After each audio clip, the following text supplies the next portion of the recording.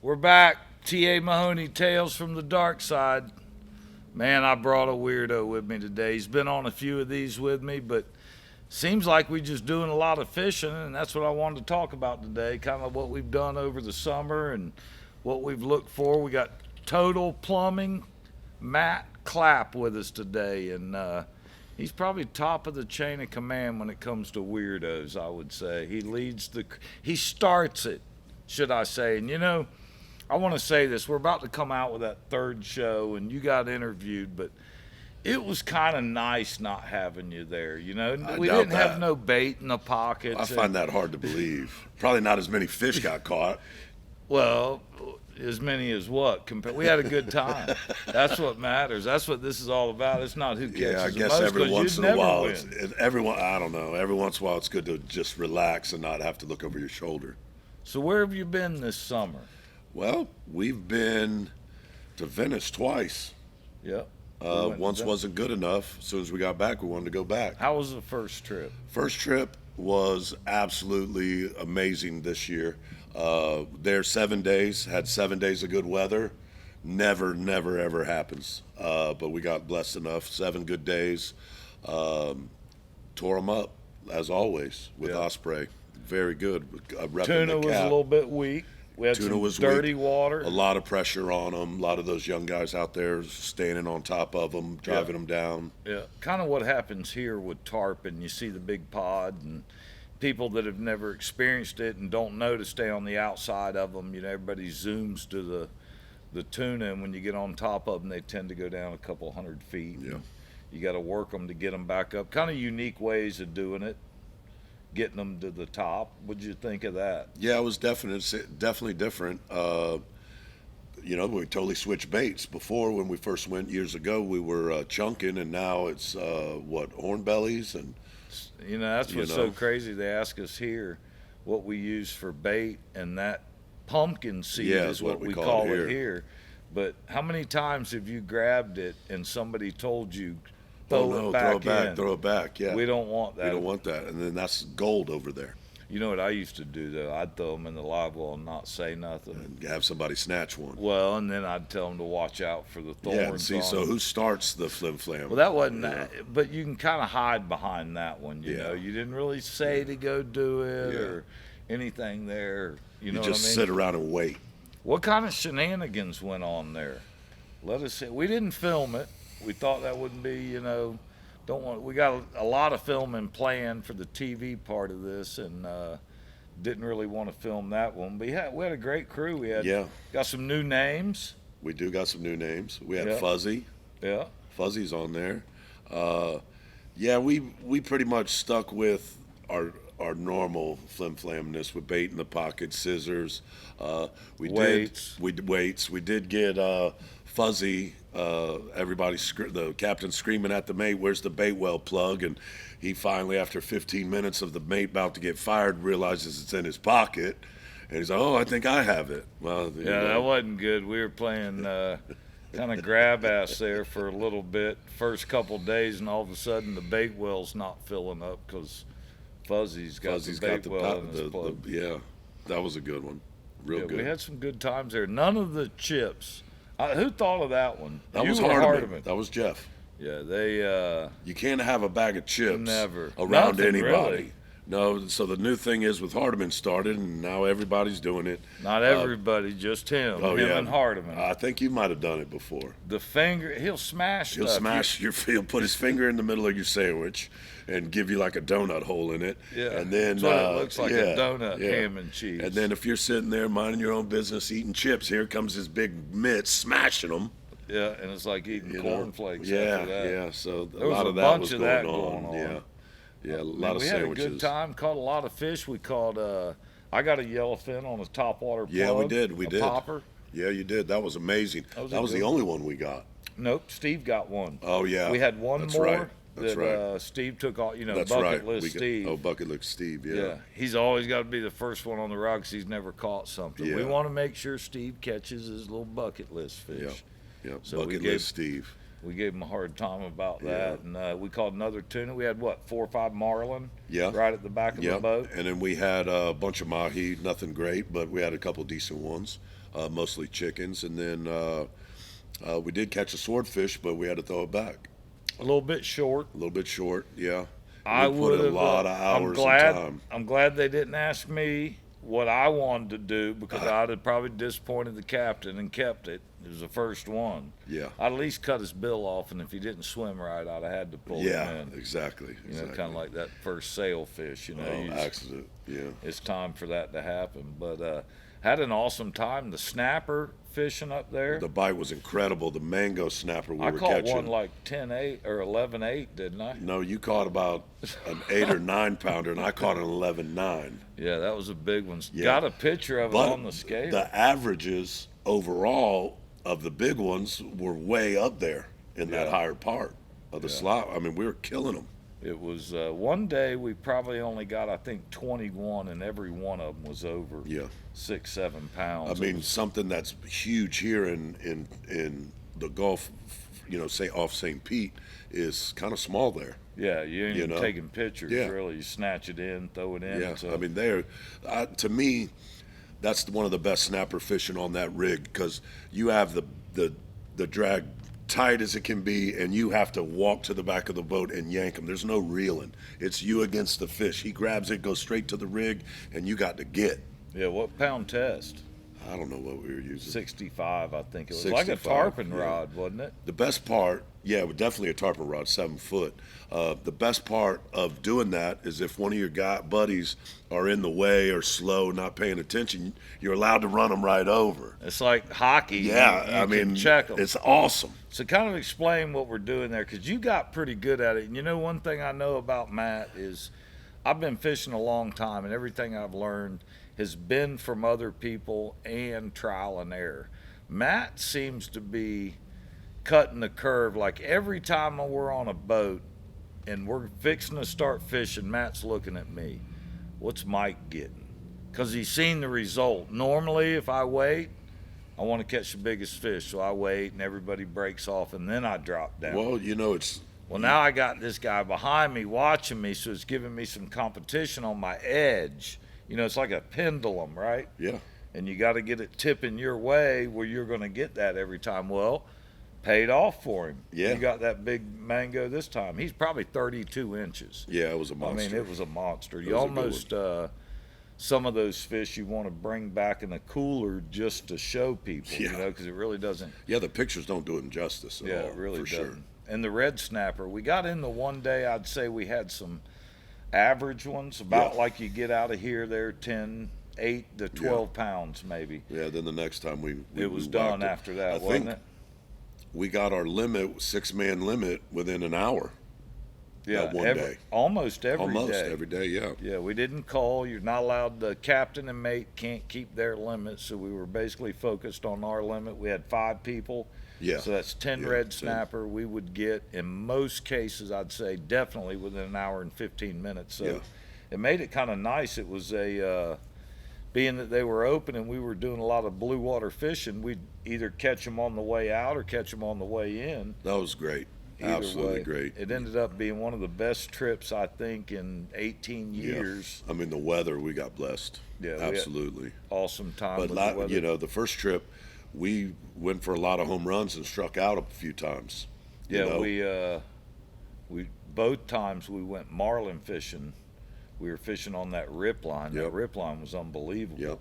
And, Well, we did have that one blue marlin. It was a smaller one, but I think you You were messed fighting. up. No, I did not. That was a- No, I did not, Mike. That's You what had he- to, yeah.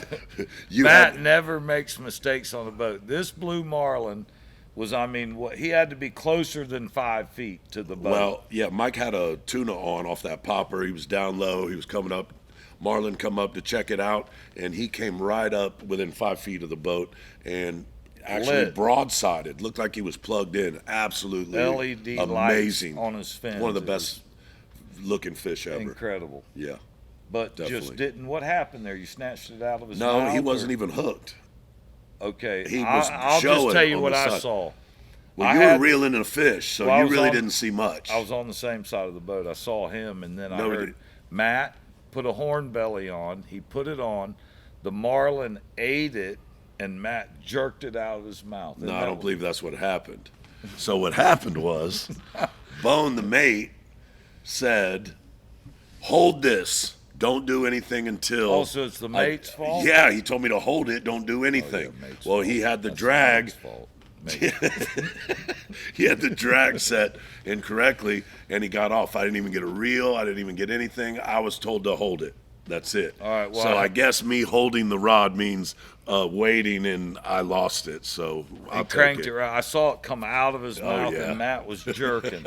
Eye sticking, left and right. I knew, Trying to set, knew it was his fault. Well, we fished 7 days in a row, and we went to Louisiana. And I would encourage you, if you can, make that trip 7 days. Wow. when Yeah, you because go you're probably not going to get 7 like we did. most likely you're going to have some rain days. We were blessed this year. James Osprey Charters told us that it was probably one of his worst years with that south wind blowing back at you. Every day was rough. He's got a beautiful 39 yellowfin, handles the waves fine. That second, or the day we fished the second trip, we were in 6-7 footers at the mouth of the Mississippi, and the Wow. boat, I never even felt uncomfortable. The boat, No, I didn't feel comfortable. We got wet, yeah, but I don't that think boat handled it. that's what I try to tell people. They say you need a bigger boat. I said I've been wet in 70 foot before. Yeah, yeah. What you really want is a boat that can handle it. Whether you get wet, we had foul weather gear. It wasn't Yeah, a big deal. yeah, it wasn't bad, and it did lay down that day, but we missed the day before of storms. But wow, at the mouth of that river, you're not kidding. That Yeah. water rushing out and that water coming in. Yeah. Woo. And Mississippi is one or the only or something like that, one of the few rivers that always flows out. Right.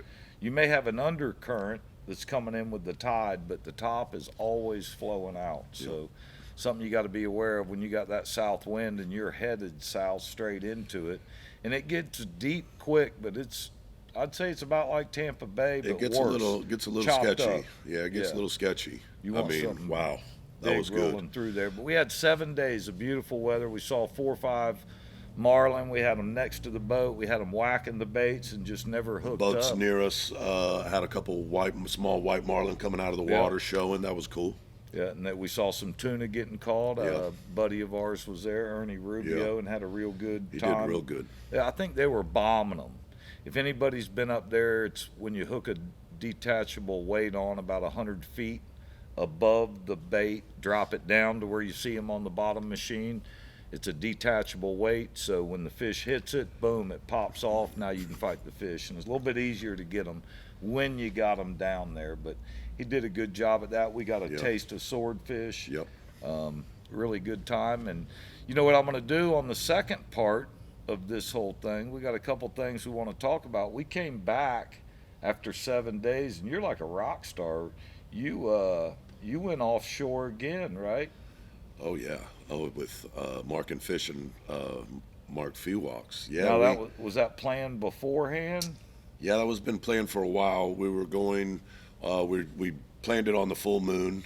Go snapper fishing at the spring, and didn't work out quite as planned. Yeah, we'll talk about that in Yeah, the next segment. no We're going problem. to take a little break.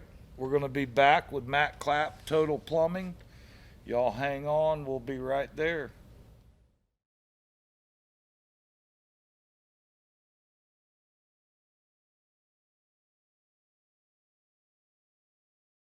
We're back. T.A. Mahoney, Tales from the Dark Side.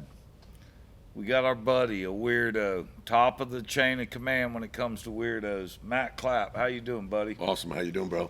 Doing good. We talked in that first segment. You've been with me. We've had a great summer.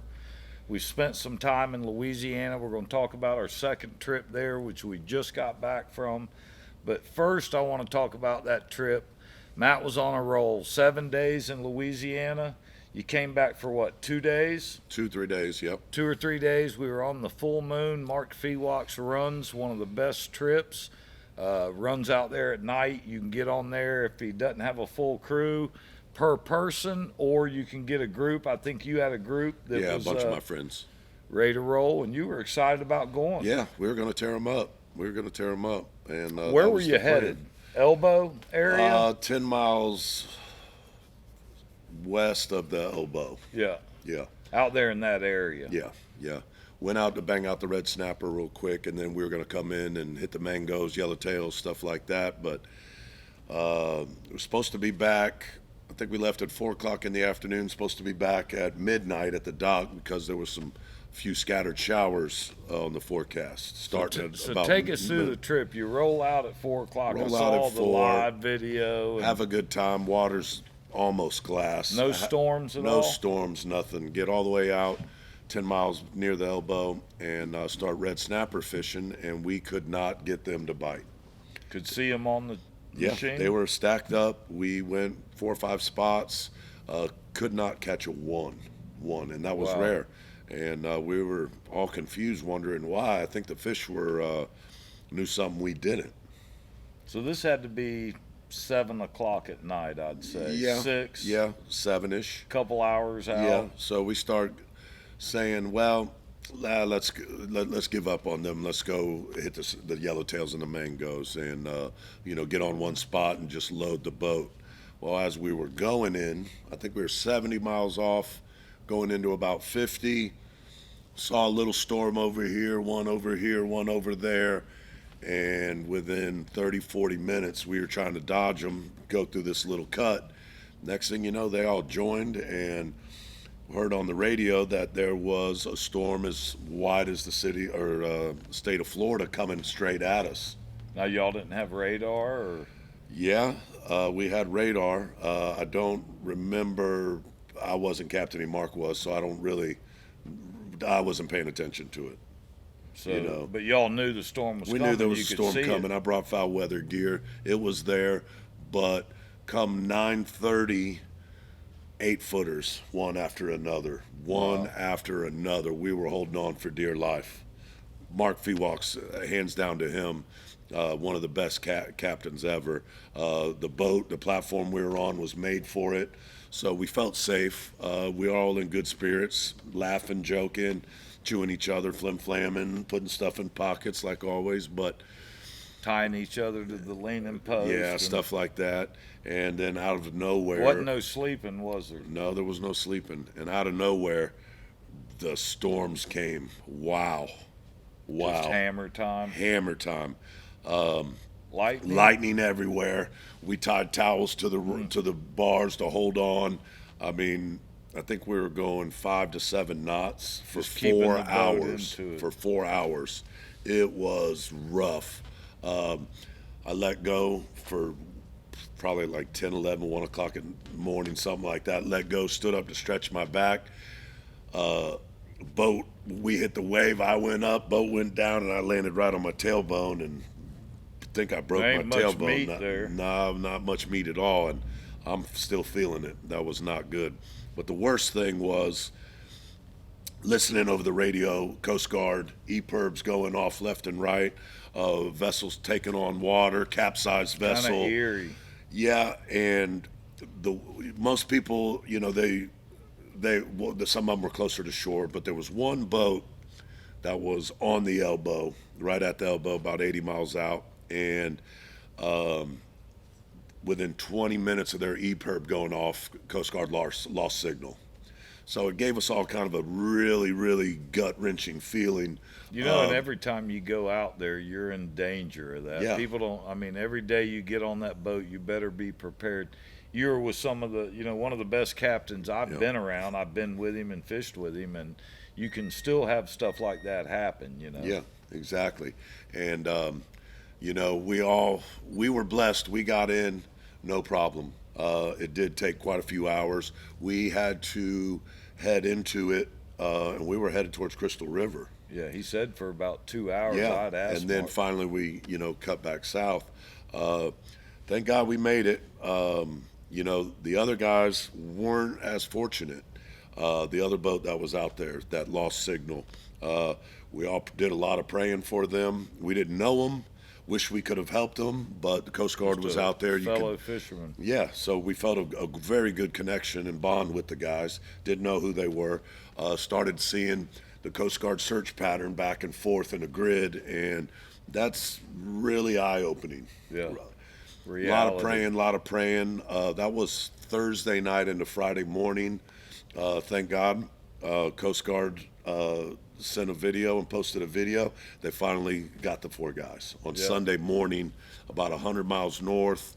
They came in a bunch, and I think they were found up towards Cedar Key. Yeah, that's what I had heard. You know, that, very, that very video. scary. I don't believe any of the 4 gentlemen had life jackets on. I think Every one of them did. Well, they did I think they were Coast Guard ones. Oh, okay. The Coast Guard gave them to them. I got you. And that boat was flipped Upside down. They were all holding on. You know what the reality of that whole thing was, and you being out there and hearing those calls, and you know that's kind of eerie. But when I watched that video and watched the guys' faces coming in that helicopter, just like relief. It was.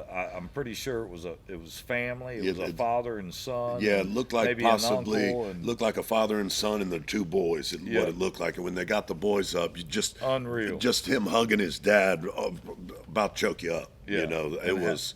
It's you got to be ready for it, people. And you know that night, I remember.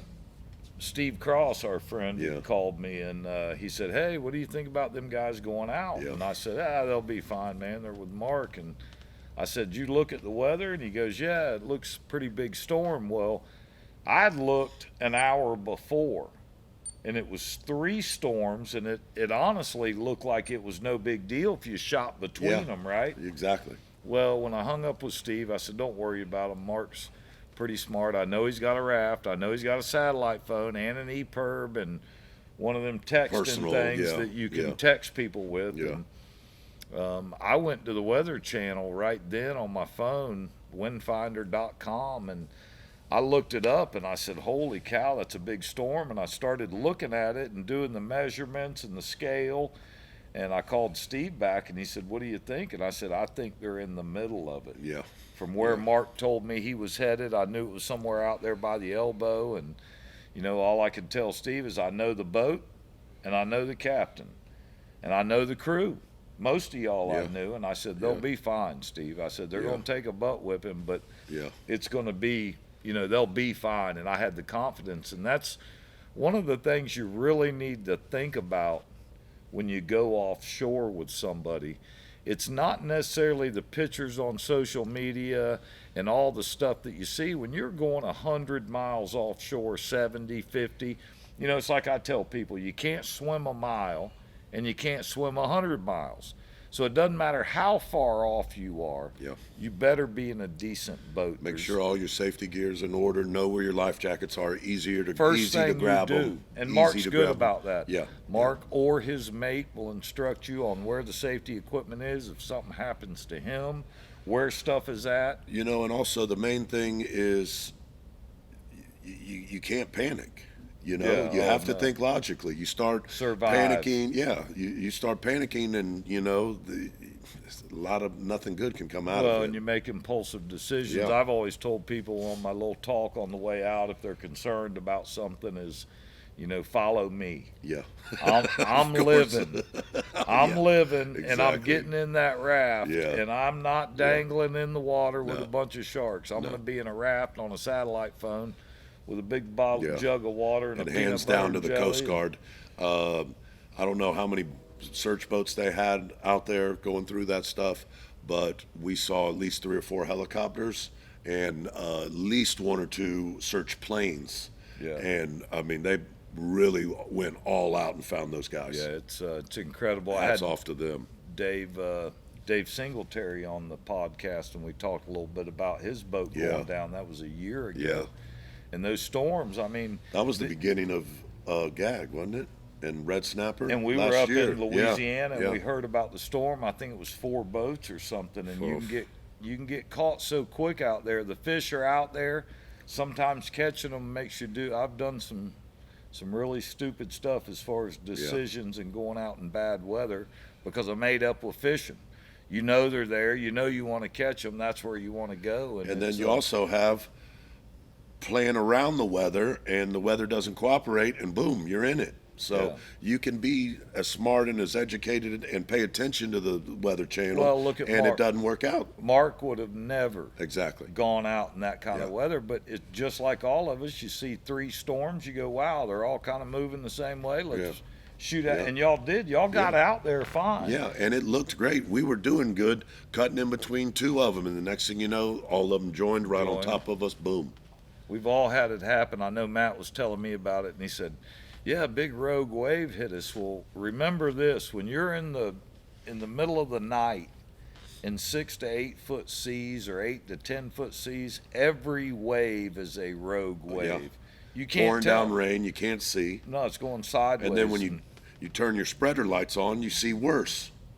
You know, Right, with all it that rain blinds coming you. at you. Yeah. that shine in there. Well, you got over that. Yeah, we got over that Everybody quick. I'm came still in. limping a little bit, but What that time did didn't y'all scare get me. in? 2, 3 o'clock in the morning. And it was supposed to be in by midnight. Midnight, so yeah. And I think I caught a small red grouper, and then this Polish guy, nice guy, client of Mark's, he caught one small something, and that was it. And we just got beat up.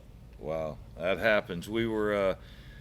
The next thing I want to talk about is that second trip coming back from Louisiana. We talked about the 7 days there and how we had good weather. And what was it? 2 days of us back. You already trying to flim-flam away to go back. Well, what happened was my wife's, my anniversary was yesterday, so we were there, and I kind of said to her, I go, what do you want to do for our anniversary? And she said, well, how about something, because I don't really spend no money on expensive. anniversary stuff, that's all BS to me. You want something, I'll get it for you, but that whole thing where they got you wrapped up into, jewelry every time there's an anniversary. If you let some of them go too far, they'll have an anniversary for the first date, first time we kissed, when we got married, when we did this, and the next thing you know, you're at a baby shower trying to invite your buddies. Now, I know you've probably been to a few no, co-ed baby showers. no diaper parties, no gender reveals, None of that? none of that. You no. stay away. Yeah, I stay away. I normally am fishing at that time. Well, my wife said, hey, let's go somewhere expensive and remote, and you get to pick. I said, I got it. I got the perfect place. Oh yeah.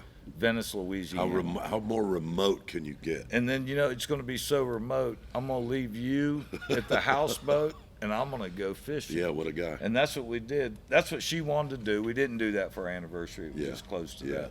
that. We got some things coming up and planned, but I asked her if she wanted to go, and I called you up and go, what do you think? And called a couple other people, and they were all in for it. So Let's we go. said, hey, we didn't catch blue marlin, and we caught a swordfish, but we didn't keep any. So let's go back and focus on blue marlin and swordfish. Yeah. Yeah, we didn't even snapper fish this time. How'd that work out? Well, we had 3 days.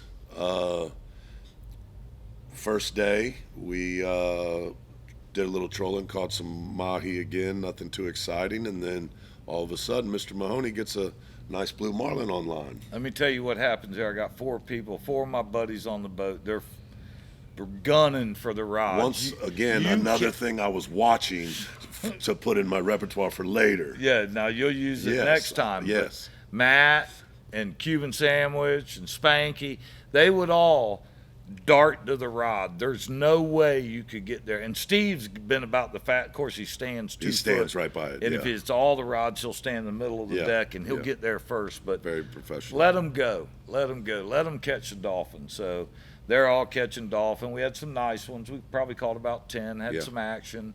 Big weed line, beautiful rip. Matter of fact, if you remember, we were leaving that rig from trying to tuna fish.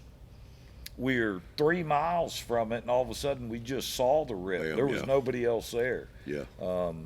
2 different colors of water. One of the most beautiful rips you're ever going to see. They're all out there in Incredible. Venice. Some of the stuff out there is just, we get them out here too, but out there they're a little bit closer. And we got on that one. We trolled. Everybody's out of gas. It's the end of the day. They're laying in bean bags. I don't know Matt's about that. chasing shade. Well, I'm definitely He does chasing that shade. the first 15 minutes. Well, He's yeah. got to be on the other side. I don't know He knows about right worn where to out, but go. I'm definitely a shade chaser. Out of gas, chasing shade. What's Mahoney Not do? out of gas. Mahoney steps up to the back deck. Boom, the blue marlin hits. Who's on the rod? Yeah. Got it. Yeah. So it was, blue marlin's a new fishing for me, and I know Matt Yeah, too. definitely. We're starting to get into it over the last few years. We're doing it out here. We're fishing the loop tournament. We're catching them. We've caught white marlin out here. We've Lost hooked a monster last year. monster blue. Wow. I haven't seen enough of them. Captain said he's every bit of 400 or 500 pounds.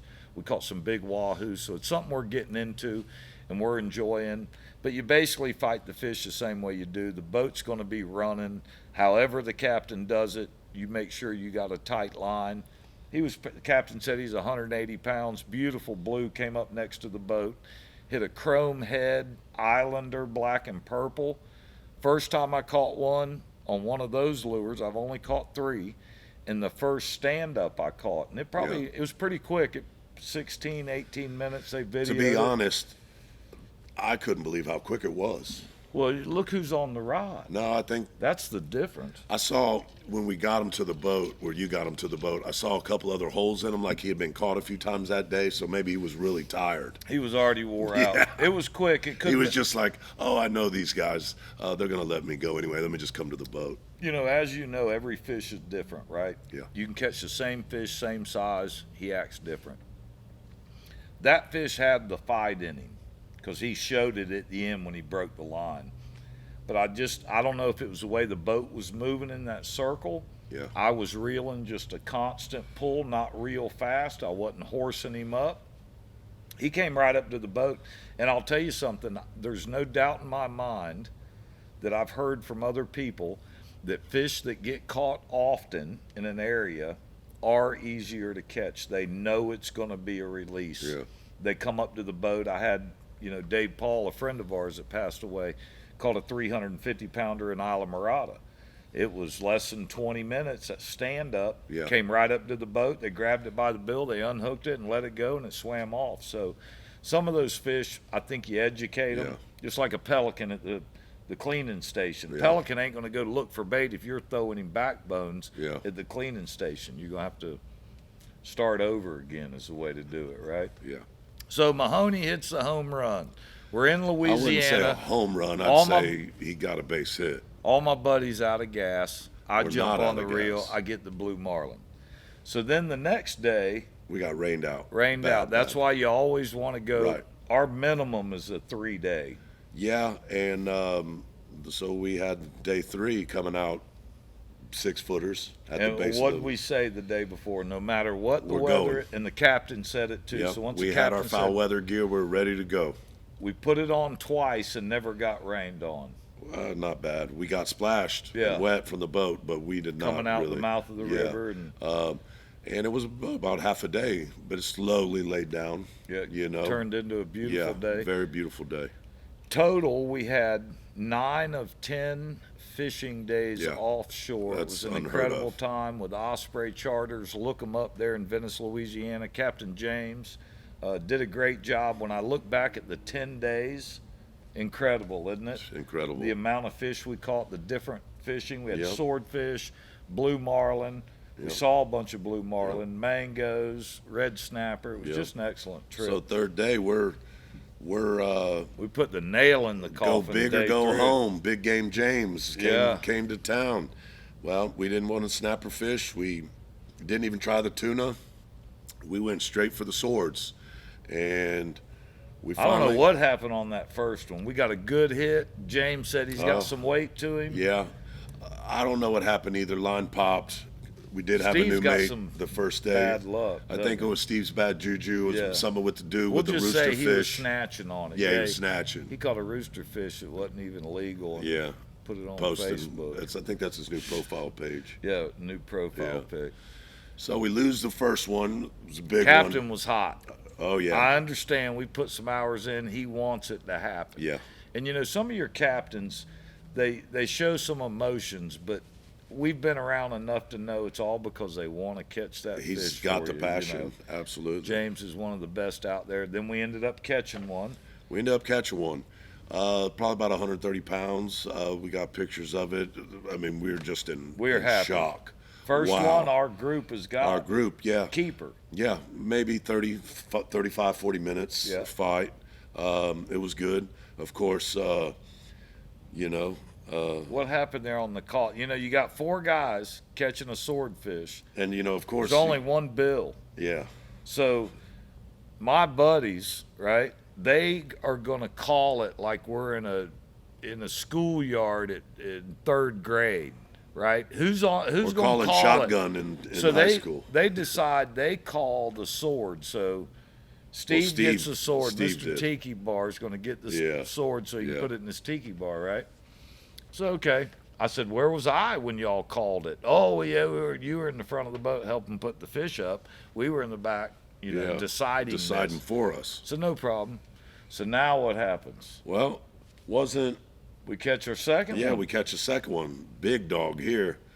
194. Yeah, 194. Old Steve, he thought thought he was going to get it in by himself. Yeah. So I'm in his ear, of course, talking trash. Oh, one-way Steve, stingy Steve. You know, he's just burning and sweating and sweating. And yeah, I tell you what, he gave it his all. And then it came up, saw that boat, room right back down. And I think he realized then, yeah, maybe I ought to hand it off. Yeah. And so we rotated.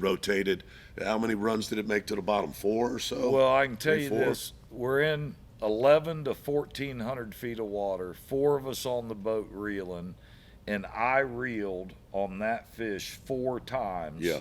And y'all did at least that, if not one more. Yeah. Where you're just rotating. You don't give the fish. I don't think yours really counted because you did like 10 cranks. I each was on turn. it 25 minutes. No. See, I got 25 pictures. minutes. No. I Pictures. you want me to pictures tell don't show. You want me to show time. you what it shows? It shows 3 guys not knowing how to reel a reel because they're standing way back and bent over. I get up on it, you get on top of it, you can reel it. I had to kind of teach them. It's like adult I daycare. don't believe I was the one being taught. I think it might have been someone else, your sandwich buddy. Well, I can tell you, y'all all tightened up after that, and we caught that fish, and just what a great we got time. it in 11 feet. The width of the beam of the Oh, yeah. the Had to roll yellowfin him was up. 12, and he was every bit of 11. Monster. I mean, there's a lot bigger, but for us, we were happy with it. loving it. All the time we 194 put pounds. in finally paid off. Yeah. Now we got swordfish steaks forever. Yeah, you know what was funny is I told my buddy Steve, too, at the time, I said, I guess you shouldn't have claimed the first Yeah, one, right? So I claimed the second one, Matt the bigger got one. it. Total Plumbing. Get a hold of Matt Clapp. He's one of our sponsors here. He's part of the team, TA Mahoney Fishing Team, Tales from the Dark Side. We have a good time when we go out. We may not catch the biggest or the most, but we give definitely it have hell. a good time. I appreciate y'all tuning in, and I'll probably have Matt on again because he seems to just kind of Show hang up. out. He's like living underneath an interstate and, jumps in the back of my truck type deal. But Yeah. we appreciate you tuning in. See you next time. Bye.